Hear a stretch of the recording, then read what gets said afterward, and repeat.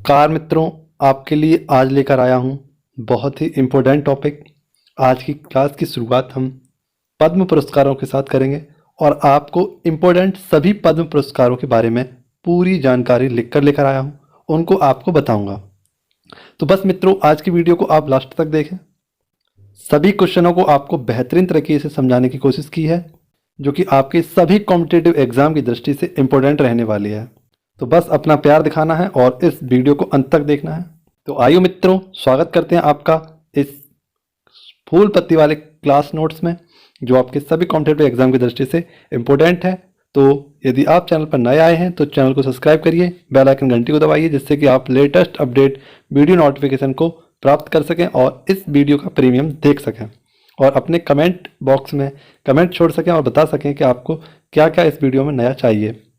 तो बस शुरुआत करते हैं आज के top most important current affair notes की। पहला ही क्वेश्चन हमारी परीक्षा की दृष्टि से इंपोर्टेंट है। पूछा गया है पद्म पुरस्कार 2022। तो आपको पता है पद्म पुरस्कार 2022 दिए जा चुके हैं 26 जनवरी 2022 को। आपको पता है कि पद्म पुरस्कारों की शुरुआत कब हुई थी? तो मित्रों आपको बता दें 1954 में भारत रत्न के साथ ही पद्म पुरस्कारों की शुरुआत की गई थी। 2022 में यह कितने लोगों को? तो 128 लोगों को प्रदान किया गया है।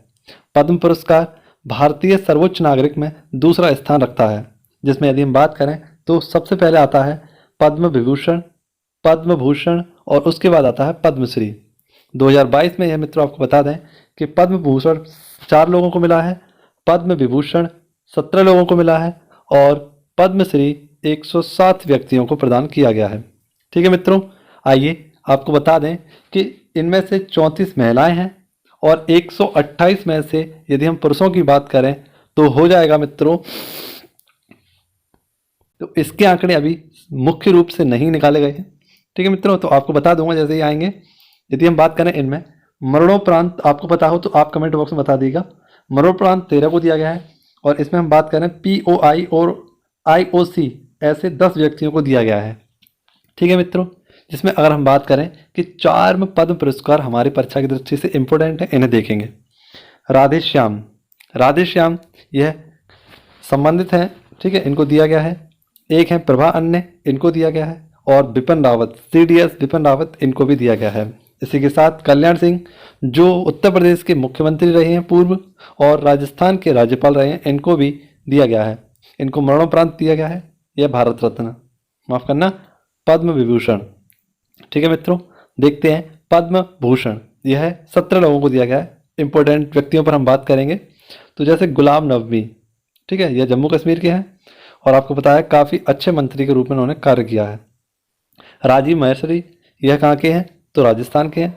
सत्य नडेला, जिन्हें आप बेहद इंपॉर्टेंट रूप से याद रखिएगा, माइक्रोसॉफ्ट के प्रेजेंट टाइम में सत्य नडेला कौन है? CEO हैं।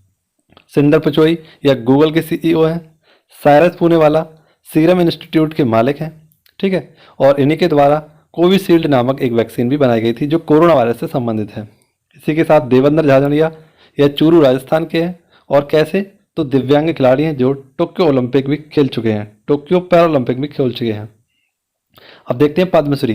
तो पद्मश्री से 107 व्यक्तियों को सम्मानित किया गया है, जिनमें से मैं आपके लिए इंपॉर्टेंट व्यक्तियों के नाम लिख कर लेकर आया, जैसे प्रमोद भगत, यह उड़ीसा के हैं और पैरा बैडमिंटन 2021 में इन्होंने क्या जीता है?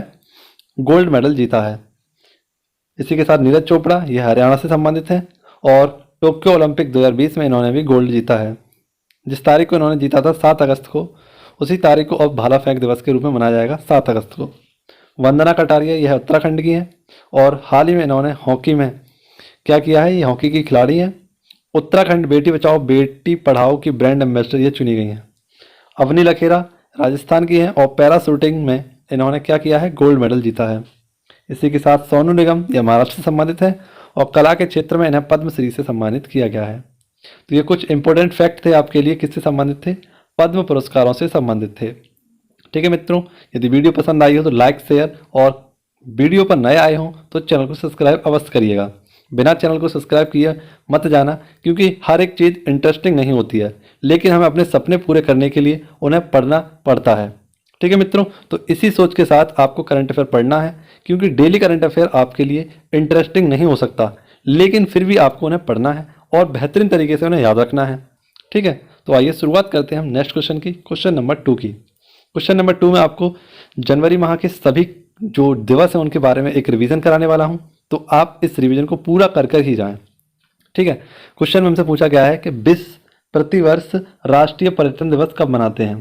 तो आपको पता है 25 जनवरी को ही हम क्या बनाते हैं, मतदाता दिवस मनाते हैं, और इसी दिन को मनाते हैं राष्ट्रीय पर्यटन दिवस। इसकी शुरुआत 1948 में की गई थी पर्यावरण को बढ़ावा देने के लिए। ठीक है, और 1948 से ही हम क्या मनाते हैं, तो राष्ट्रीय पर्यावरण दिवस मनाते हैं। इसी के साथ आपको याद रखना है कि विश्व पर्यावरण दिवस कब मनाते हैं, तो 27 सितंबर को हम विश्व पर्यावरण दिवस मनाते हैं। अब जो हमारे जनवरी माह के इम्पोर्टेंट दिवस हैं इनकी पूरी लिस्ट आपके लिए बनाकर लेकर आया हूँ। आइए एक बार रिवीजन के तौर पर इन्हें हम पढ़ते हैं। जैसे कि मैंने आपको बताया है 4 जनवरी को विश्व ब्रेल लिपि डे मनाते हैं। ठीक है, इसी के साथ 9 जनवरी को हम मनाते हैं विश्व राष्ट्रीय प्रवासी भारतीय दिवस, राष्ट्रीय प्रवासी दिवस। 10 जनवरी को विश्व हिंदी दिवस, और 10 जनवरी को हम मनाते हैं विश्व हास्य दिवस। 12 जनवरी को राष्ट्रीय युवा दिवस मनाते हैं, और 15 जनवरी को राष्ट्रीय थल सेना दिवस मनाते हैं। 16 जनवरी को इसकी शुरुआत 2021 में ही की गई है, स्टार्टअप डे। ठीक है, और स्टार्टअप हफ्ता कब मनाते हैं, सप्ताह कब मनाते हैं, तो 10 जनवरी से 16 जनवरी के मध्य स्टार्टअप सप्ताह या स्टार्टअप वीक बनाते हैं। 23 तारीख को पराक्रम दिवस, सुभाष चंद्र बोस जी की जयंती मनाते हैं। 24 तारीख को राष्ट्रीय बालिका दिवस मनाते हैं, और 24 तारीख को ही हमें पता है 25 तारीख को हम राष्ट्रीय मतदाता दिवस, और 25 तारीख को राष्ट्रीय पर्यटन दिवस भी मनाते हैं। 26 जनवरी को गणतंत्र दिवस मनाते हैं, और 30 जनवरी को राष्ट्रीय शहीद दिवस मनाते हैं। तो ये सारा हमारा रिवीजन था आपका। देखते हैं नेक्स्ट क्वेश्चन हमारा क्या है। इस क्वेश्चन में आपको IMF का बेहतरीन सा रिवीजन कराऊंगा, तो एक एक क्वेश्चन को देखना ना भूलें। यदि आप यहाँ तक पहुँचे हैं तो IMF का रिवीजन भी करते ही जाएं। ठीक है, पूछा गया है कि किसने वर्ल्ड इकोनॉमिक आउटलुक जारी किया है। हाल ही में एक रिपोर्ट जारी की गई है जिसका नाम है इकोनॉमिक आउटलुक। ठीक है, वर्ल्ड इकोनॉमिक आउटलुक, और यह प्रत्येक वर्ष किसके द्वारा जारी की जाती है, तो अंतर्राष्ट्रीय मुद्रा कोष, जिसे हम IMF यानी इंटरनेशनल मॉनेटरी फंड के नाम से जानते हैं, इसके द्वारा इसे जारी किया जाता है। और इस वर्ष इसमें क्या बताया गया है कि विश्व की वृद्धि दर पर प्रभाव पड़ा है। क्या बताया गया है कि विश्व की वृद्धि दर पर इस बार कोविड-19 जो आया है नया इसका वेरिएंट ओमिक्रॉन, इसके कारण क्या पड़ा है, वृद्धि दर पर यानी ग्रोथ रेट पर प्रभाव पड़ा है। और इसने अपना अनुमान लगाया है और बताया है कि इस बार जो ग्रोथ रेट रही है वो वर्ल्ड की 2021 में 5.9% रही है, और 2022 में यह 4.4% रहने वाली है। इसी के साथ ग्रोथ रेट इंडिया की बात करें तो 2021 और 2022 में यह 9% रहने वाली है। ठीक है मित्रों, आइए आपको समझ में आया होगा ये क्वेश्चन काफ़ी बेहतरीन तरीके से। अब हम बात करेंगे IMF पर। तो IMF के कुछ बेहतरीन से प्रश्न है आपके लिए, जिनमें से एक ना एक क्वेश्चन आपकी परीक्षा में पूछा जा सकता है।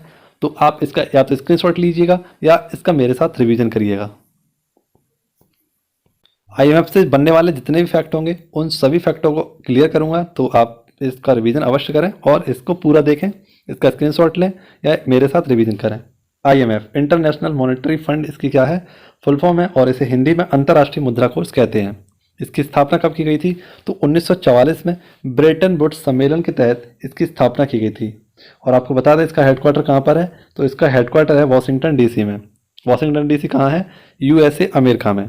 हाल ही में इसका नया 190वां देश बना था, जो कौन सा है, एंडोरा। या एंडोरा कहाँ पड़ता है, तो फ्रांस और स्पेन की बॉर्डर पर पड़ता है, एक छोटा सा देश है, पर्वतीय देश है एंडोरा। इसका नया देश बना है, सदस्य देश बना है। और प्रेजेंट टाइम में इसके जो हेड हैं इनको आपको याद रखना है, क्रिस्टलिना जॉर्जिवा। कौन है, क्रिस्टलिना जॉर्जिवा इसकी प्रेजेंट टाइम में हेड है। इसकी मुख्य अर्थशास्त्री पहले थी गीता गोपीनाथ, अभी हाल ही में चेंज हो गई हैं, उनका नाम ध्यान नहीं आ रहा है। यदि आपको पता हो तो एक बार कमेंट बॉक्स में मुझे बताएं कि जो गीता गोपीनाथ के स्थान पर हाल ही में IMF के नए जो मुख्य अर्थशास्त्री बने हैं उनका नाम क्या है। ठीक है, IMF की एक मुद्रा है जिसे SDR के नाम से जानते हैं, और इस SDR में कौन कौन सी मुद्राएं शामिल हैं, तो आप देख सकते हैं डॉलर, पाउंड, यूरो, येन, और इसकी नई मुद्रा जुड़ी है हाल ही में युआन, जिसे हम रेवनवी के नाम से जानते हैं। ठीक है, तो ये कुछ संबंधित प्रश्न थे आपके लिए IMF और IMF से। ठीक है, IMF और वर्ल्ड वेब को ही हम किस नाम से जानते हैं, तो जुड़वा बहन के नाम से जानते हैं। ठीक है, आशा करता हूँ आपको क्वेश्चन समझ में आया होगा, पूरा IMF समझ में आया होगा। बात करेंगे नेक्स्ट क्वेश्चन पर। नेक्स्ट क्वेश्चन है क्वेश्चन नंबर 4, और इसमें मैं आपको कुछ स्पेशल फैक्ट बताने वाला हूँ, तो इनका आप रिवीजन करिएगा बेहतरीन तरीके से। ठीक है, पूछा गया है कि ग्राफीन नवाचार हाल ही में क्या ग्राफीन नवाचार केंद्र कहाँ पर खोला गया है? तो आपको बता दें ग्राफीन नवाचार केंद्र कहाँ पर, केरल में खोला गया है। और इसमें क्या होगा, तो ग्रेफाइट की पतली परत का इसमें अनावरण किया जाएगा, इसे बनाया जाएगा, जो काफ़ी मजबूत सबसे पतली परत होगी। ठीक है, इसका नवाचार का उपयोग कहाँ पर किया जाएगा, तो केरल में इसका उद्घाटन किया गया है। ठीक है मित्रों, अब इसमें आपको कुछ केरल संबंधित मैं फैक्ट बताने वाला था। ठीक है, तो उसको मैं अगले क्वेश्चन में आपको बताऊंगा। ठीक है, तो आप उस क्वेश्चन का इंतजार करें, वह भी आपसे केरल से ही संबंधित है। तो सारे फैक्ट इसके मैं यहाँ पर कन्वर्ट कर दूंगा, इससे आपका रिवीजन हो जाएगा पुनः से। ठीक है, आइए देखते हैं नेक्स्ट क्वेश्चन हमारा क्या है। पूछा गया क्वेश्चन नंबर 5, INS खुखरी यह चर्चा का विषय क्यों बना है? तो INS खुखरी क्या है, इसके बारे में जानते हैं पहले। तो 1989 में इसको कमीशन किया गया था, इसको बनाया गया था, और 2021 में इसका डीकमीशन कर दिया गया है। इसे किसके द्वारा बनाया गया था? तो मझगांव डॉकयार्ड लिमिटेड के द्वारा इसे बनाया गया है। यह surface to surface air missile है। कैसे? सरफेस टू सरफेस मिसाइल है, जो कहाँ से, खुखवरी से लॉन्च की जाती है। और ये चर्चा का विषय इसलिए बनाया है क्योंकि यह हाल ही में द्वीप प्रशासन को सौंप दिया गया है। ठीक है, अब द्वीप प्रशासन इसका रख रखाव करेगा, इसको डेवलप करेगा, और इसी के लिए इसे दिया गया है। ठीक है, नेक्स्ट क्वेश्चन हमारा क्वेश्चन नंबर 6, बेहतरीन सा क्वेश्चन है। इसमें आपको कुछ बहुत सारी जानकारी मैं आपको दूंगा, आपके रिवीजन के लिए इंपॉर्टेंट है, इसको आप नोट डाउन करिएगा। देखते हैं क्वेश्चन क्या है हमारा। पूछा गया है भारत का पहला दुग्ध गांव कौन सा, भारत का पहला मिल्क विलेज कौन बना है, या दुग्ध गांव कौन सा बना है? तो यह जैरी गांव है, और ये जैरी गांव कहाँ पर पड़ता है? तो जम्मू कश्मीर में। जम्मू कश्मीर में ही हाल ही में आपको बताया है 100% वैक्सीनेशन वाला पहला गांव भी था, जिसका नाम था वयान गांव। अब पुनः से एक नई चर्चा में आया है जम्मू कश्मीर, भारत का पहला दुग्ध गांव कौन सा है? तो यह है जैरी गांव। आप याद रखना, जैरी गांव जम्मू कश्मीर में पड़ता है, क्योंकि यहाँ पर वित्तीय समर्थन के बढ़ावा देने के लिए यहाँ पर सबसे ज़्यादा डेयरी हैं, और इन डेयरियों को दूध, मक्खन, घी, दही जैसी अन्य बातों को वित्तीय समर्थन के लिए बढ़ावा देने के लिए क्या किया गया है, यहाँ पर इसको घोषित कर दिया गया है दुग्ध गांव। कैसा? दुग्ध गांव। और डेयरी की सहायता से इनमें क्या हुआ, तो वित्तीय समर्थन को बढ़ावा दिया जाएगा। ठीक है, कुछ फैक्ट देख लेते हैं जम्मू कश्मीर से। तो जम्मू कश्मीर भी 100% वैक्सीन करने वाला पहला गांव कौन सा था? बयान गांव। श्वेत क्रांति के जनक कौन है भारत में? तो वर्गीज कुरियन है, और श्वेत क्रांति दुग्ध उत्पादन से संबंधित है, जिसे ऑपरेशन फ्लड के नाम से भी जाना जाता है। प्रत्येक वर्ष भारत में 26 नवंबर को क्या बनाते हैं? दुग्ध दिवस मनाते हैं। वहीं पर पूरे विश्व में दुग्ध दिवस कब मनाते हैं? तो 1 जून को मनाते हैं। हाल ही में आपको बताया कि पहला टेस्ट ट्यूब भैंस का बछड़ा जिसका नाम था बन्नी, यह कहाँ पर? तो गुजरात में बनाया गया था। इसी के साथ भारत का पहला जीवाश्म स्टील यह कहाँ पर बनाया गया था? तो स्वीडन में बनाया गया था। तो ये कुछ इंपॉर्टेंट फैक्ट थे आपके लिए करंट अफेयर से संबंधित, इनका आप रिवीजन हो जाएगा। नेक्स्ट देखते हैं क्वेश्चन नंबर 7। इसमें आपको बताऊंगा केरल संबंधित सभी फैक्ट। ठीक है, तो क्वेश्चन हमारा पूछा गया है कवक की 2 नई प्रजाति कहाँ पर प्राप्त हुई हैं? तो मित्रों आपको बता दें हाल ही में कवक की 2 नई प्रजाति पाई गई हैं, और यह कैसी? तो नारियल की मूल जड़ है। कैसी? नारियल की मूल जड़ है, और यह 2 नई प्रजाति जो पाई गई हैं इनका नाम है गनोडर्मा केरलेस, और एक का नाम है गनोडर्मा इशुडोप्लेनोटेनम। ठीक है दोस्तों, यह 2 है। गनोडर्मा यह किससे संबंधित है? तो नारियल की मूल जड़ से संबंधित है। अब आपके लिए केरल संबंधित कुछ फैक्ट हैं। इस केरल फैक्ट में आपके लिए बेहद इंपॉर्टेंट जानकारियां हैं जो इंपॉर्टेंट है आपके लिए। पूछा गया है कि केरल के प्रेजेंट टाइम में मुख्यमंत्री कौन है? तो पिनरई विजयन। यहाँ की राजधानी है तिरुवनंतपुरम। लोकसभा सीटों की संख्या की बात करें तो 20 है। राज्यसभा सीटों की संख्या की बात करें तो 9 है। विधानसभा सीटों की संख्या 140 प्लस 1 है। डिस्ट्रिक्ट यहाँ पर कुल 14 हैं, और विक्रम साराभाई स्पेस स्टेशन भी केरल में ही है। यहाँ का राजकीय पक्षी ग्रेट हॉर्नबिल है। यहाँ का राजकीय पशु हाथी है। यहाँ का राजकीय पेड़ नारियल है, और यहाँ के पहले सीएम थे नंबूंद्री पाद, जो 1957 से 1959 तक रहे थे। ठीक है मित्रों, तो ये केरल संबंधित फैक्ट थे आपके लिए, इंपॉर्टेंट है, याद रखिएगा। नेक्स्ट क्वेश्चन है आपके लिए, और इसमें आपको मैं प्रमुख सूचकांक हैं इनका रिवीजन कराने वाला हूं। तो एक बार इस रिवीजन वाले सेक्शन को भी आप अवश्य देखिएगा, जिसमें बात करेंगे प्रमुख सूचकांकों पर। पहले क्वेश्चन देखते हैं हमारा क्या है करंट अफेयर का। पूछा गया है भ्रष्टाचार बोध सूचकांक 2021। भ्रष्टाचार बोध सूचकांक 2021 ये किसके द्वारा जारी किया गया है? तो ट्रांसपेरेंसी इंटरनेशनल संस्था के द्वारा इसे जारी किया गया है, जो जर्मनी बर्लिन में स्थित है इसका हेडक्वार्टर। ठीक है। भ्रष्टाचार बोध सूचकांक 2021, और इस सूचकांक के माध्यम से बताया गया है कि सर्वाधिक या सार्वजनिक स्तर पर सबसे कम भ्रष्टाचार कहाँ पर हुआ है।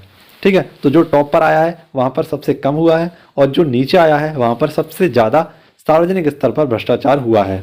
ठीक है मित्रों, तो यदि हम बात करें इसमें टॉप आया है कौन, डेनमार्क, है ना। तो मैंने आपको बताया जो ऊपर है वो ठीक है, और जो नीचे आया है वो उसकी हालत बहुत ख़राब है। ठीक है, तो डेनमार्क यह सही है, यानी इसने सबसे कम सार्वजनिक स्तर पर भ्रष्टाचार किया है। जबकि सबसे ज़्यादा किसने किया है, तो पाकिस्तान 140वें स्थान पर है, भारत इसमें 85वें स्थान पर है, और 2020 में इसमें 86वें स्थान पर था भारत। तो इम्पोर्टेंट सूचकांक है आपके लिए, इसे आप याद रखिएगा। आइए देखते हैं कुछ लल्लन टॉप सूचकांक जो आपकी परीक्षा की दृष्टि से इम्पोर्टेंट रहेंगे। पहला है भ्रष्टाचार धारणा सूचकांक, तो भारत की इसमें रैंक में क्या है, 86वीं रैंक मैंने आपको बताई थी, और अब क्या है भ्रष्टाचार धारणा सूचकांक में, तो 85वीं रैंक है। ठीक है, नेक्स्ट आप देख सकते हैं 101वीं रैंक भारत की क्या है, तो ग्लोबल हंगर इंडेक्स में है। 63वीं rank ease of doing business में है। HDI ह्यूमन डेवलपमेंट इंडेक्स में भारत की रैंक 131 है। 139वीं रैंक है विश्व खुशहाली सूचकांक वर्ल्ड हैप्पीनेस इंडेक्स में 139। 135 है ग्लोबल पीस। 142वीं रैंक है भारत की प्रेस फ्रीडम इंडेक्स, और 40वीं रैंक है इंटेलेक्चुअल प्रॉपर्टी यानी बौद्धिक संपदा में। वहीं पर 4वीं रैंक है भारत की ग्लोबल फायर पावर इंडेक्स। तो ये सारे इंडेक्स आपकी परीक्षा की दृष्टि से इंपॉर्टेंट है, इन्हें आप नोट डाउन करिएगा, इनका स्क्रीनशॉट लीजिएगा। ठीक है मित्रों, आइए देखते हैं नेक्स्ट क्वेश्चन हमारा क्या है। क्वेश्चन नंबर 9 इंपॉर्टेंट है, इसे आप देखिएगा, नोट डाउन करिएगा। आपको पता होना चाहिए कि हाल ही में HPCL यानी हिंदुस्तान पेट्रोलियम कॉरपोरेशन लिमिटेड के नए चेयरमैन नियुक्त किए गए हैं। ठीक है, और आपको बता दें ये HPCL क्या है, एक महारत्न कंपनी है, और इसके नए चेयरमैन बने हैं पुष्प कुमार जोशी। पुष्प कुमार जोशी हिंदुस्तान पेट्रोलियम कॉरपोरेशन के नए चेयरमैन बने हैं, और 2024 तक यह पुष्प कुमार जोशी इसके चेयरमैन रहने वाले हैं। ये किसके स्थान पर आए हैं, तो इन्होंने मुकेश कुमार का स्थान लिया है, पुष्प कुमार ने। ठीक है, पुष्पा झुकेगा नहीं। नेक्स्ट आप देख सकते हैं important Lallantop ONGC oil and natural gas corporation, हाल ही में इसकी नई हेड महिला अध्यक्ष बनी है अलका मित्तल। रेलवे बोर्ड के नए अध्यक्ष बनाए गए हैं BK त्रिपाठी, और इफ्को के नए हेड बनाए गए हैं दिलीप संघानी। ठीक है मित्रों, तो ये कुछ स्पेशल फैक्ट थे आपके लिए, याद रखिएगा। नेक्स्ट देखते हैं क्वेश्चन नंबर 10, और इसमें आपके लिए कुछ प्रमुख पुरस्कारों के जो हाल ही में वितरित किए गए हैं करंट अफेयर नोट्सों पर चर्चा करेंगे। पहले क्वेश्चन देखते हैं हमारा क्या है, क्वेश्चन को समझेंगे। पूछा गया है प्रधानमंत्री मोदी जी के द्वारा वर्ष 2022 के लिए बच्चों को प्रधानमंत्री राष्ट्रीय बाल पुरस्कार से सम्मानित किया गया है। तो कितने बच्चों को प्रधानमंत्री राष्ट्रीय बाल पुरस्कार से सम्मानित किया गया है, तो 29 ऐसे विद्यार्थी हैं या ऐसे राष्ट्रीय बाल पुरस्कारों से सम्मानित किए गए बच्चे हैं। ठीक है, और इनको क्या दिया जाएगा, तो इस बार इन्हें डिजिटल सर्टिफिकेट से सम्मानित किया गया है, जो किसके द्वारा बनाया गया है, तो IIT कानपुर के द्वारा बनाया गया है। सभी बाल पुरस्कारों में 1-1 लाख रुपए का वितरण किया गया है। ठीक है मित्रों, और यह इनकी घोषणा कब की गई थी, और 24 जनवरी को यह प्रदान किए गए हैं। घोषणा नहीं, इनको प्रदान किया गया है 24 जनवरी को। अब देखेंगे हम कुछ लल्लन टॉप पुरस्कार जो हाल ही में प्रदान किए गए हैं। कुछ आपके लिए इंपॉर्टेंट अवार्ड हैं, हाल ही में प्रदान किए गए थे, जैसे कि सखारोव पुरस्कार 2021 यह किसे दिया गया था, तो अलेक्सी नवलनी को यह दिया गया था, और रूस की विपक्ष की नेता हैं अलेक्सी नवलनी। ठीक है, यूरोपीय संघ इसका हेडक्वार्टर कहाँ पर है, तो ब्रुसेल्स में है, और विचार अभिव्यक्ति का उपयोग करने के लिए अलेक्सी नवलनी को सखारोव पुरस्कार से सम्मानित किया गया था। ठीक है, यह कैसा, तो मानवाधिकार संबंधित एक पुरस्कार है जिससे अलेक्सी नवलनी को सम्मानित किया गया था। नेक्स्ट देख सकते हैं शेख जायद पुरस्कार, तो ताहिरा कुतुबुद्दीन को इससे सम्मानित किया गया था। विटली अवार्ड यह नुक्लू फॉर्म को दिया गया था, जो कि नागालैंड से संबंधित है। हॉर्नबिल पक्षी के संरक्षण के लिए इन्हें दिया गया था। ठीक है, नेक्स्ट ऑर्डर ऑफ राइजनिंग सन यह श्यामला गणेश। अर्थ हीरोज अवार्ड यह सतपुड़ा टाइगर रिजर्व को दिया गया था। तो कुछ इंपॉर्टेंट थे आपके लिए। आइए देखते हैं आज का हमारा फूल पत्ती वाला सवाल क्या है, जिसका आंसर आपको कमेंट बॉक्स में बताना है। ये आज का हमारा फूल पत्ती वाला सवाल, जिसका आंसर आपको कमेंट बॉक्स में बताना है। पूछा गया है कि ओपन डाटा वीक को प्रारंभ किया है, हाल ही में किसने या किस मंत्रालय के द्वारा ओपन डाटा वीक स्टार्ट किया गया था? इसका आंसर आपको कमेंट बॉक्स में बताना है। देखते हैं हमारा कल वाले फूल पत्ती वाले सवाल का आंसर क्या होगा। पेश है मित्रों आपके सामने कल वाला फूल पत्ती वाला सवाल। पूछा गया था कि 15 जनवरी 2022 को खादी के कपड़े से बना दुनिया का सबसे बड़ा राष्ट्रीय ध्वज कहाँ पर प्रदर्शित किया गया था? तो इसका राइट आंसर हो जाएगा जैसलमेर। जैसलमेर ही भारत का सबसे बड़ा या दुनिया का सबसे बड़ा राष्ट्रीय ध्वज लगाया गया था, जिसका हम बात करें अनावरण कहाँ पर किया गया था? जैसलमेर में। तो ये कुछ आज के स्पेशल फैक्टों के साथ आपकी बेहतरीन सी क्लास थी, जिसे आपको पूरा नोट डाउन करना था। ठीक है, अब यदि वीडियो आपको पसंद आई हो तो इसे लाइक करना, अगर पसंद नहीं आई हो तो डिसलाइक करना, और चैनल पर यदि नए आए हो तो सब्सक्राइब करने बिना नहीं जाइएगा। ठीक है मित्रों, तो इसी के साथ आपसे विदा चाहेंगे। एक बार अंत में कहना चाहूँगा, जल्द से जल्द चैनल को सब्सक्राइब कीजिए और अपनी परीक्षा को नस्ते नाबूद कीजिए। ठीक है मित्रों, मिलेंगे आपसे नेक्स्ट वीडियो में। घर पर रहें, सुरक्षित रहें। धन्यवाद।